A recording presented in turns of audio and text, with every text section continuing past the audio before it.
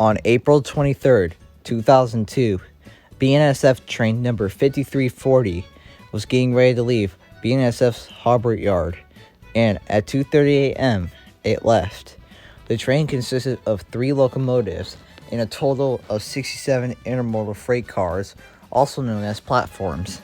The leader of this train was -944CW 5340, -944CW 5277, and SD75M 8209. Meanwhile, Metrolink train number 809 was getting ready to depart Riverside Station. The train consisted of an engineer and a conductor who reported for duty at 1:30 a.m. Prior to that, the train also consisted of 3 Bombardier bi-level coach cars and an F59PH locomotive, number 859, which was running in push-pull configuration, with that being the F59PH locomotive being on the rear.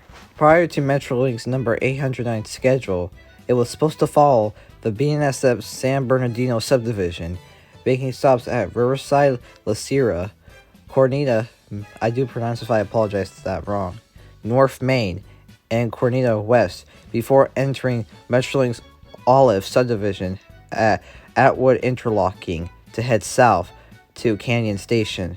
Approaching the interlock from east, train number 809 was displayed a diverging clear signal to proceed on the Olive subdivision. Approaching the interlocking from east, train number 5340 was displayed approach signal at CP Basta, around 7 miles from CP Atwood. This approach signal indicated that the train needs to slow down to 30 miles per hour to prepare to stop ahead.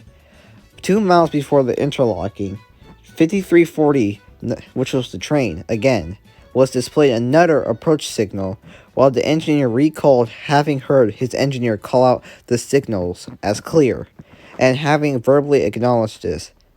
The train was supposed to speed up to a normal speed of 49 miles per hour.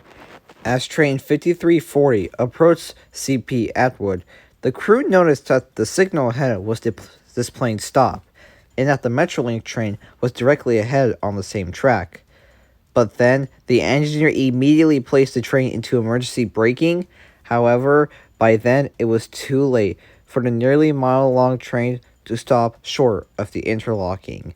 Nearly the same time, the engineer of the Metrolink train noticed that train 5340 approaching directly ahead on the same track. The engineer immediately throws the train into emergency braking and yelling for the passengers to brace themselves. But then, all of a sudden, at 8:15 a.m., it happens.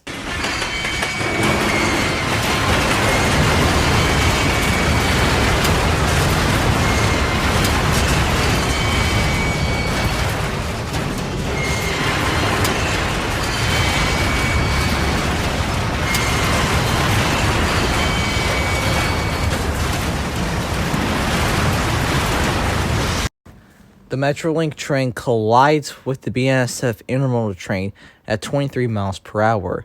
The crash occurred adjacent to the Richfield Road grade crossing and outside of a city called Placentia, California. The cause of the collision caused number train 09 to go backwards at an estimated feet of 243 and partially derailed the leading passenger car. The Orange County was the first to arrive on scene within 3 minutes of the initial call-out. The evacuation was pretty largely uneventful. The collision damaged the aft stairwell of the leading passenger car that connected the upper and lower levels, thus moderately slowing the evacuation of passengers on the upper deck. Passengers were easily able to remove an emergency window and exit and climb out and down a ladder to safety. Several passengers reported that the engineer warning as he threw the train had allowed them to assume positions that they believed prevented them from sustaining more serious injuries. 5340 had minimal damage to its front, but wasn't too badly damaged. Although the train was going at 23 miles per hour, 2 people were killed in the wreck, and 141 people were injured. But what was the cause of this little bit of head-on to happen? Investigators from the NTSB determined that the probable cause was that the crew members of 5340 caused to fail their approach signal 2 miles before the crash.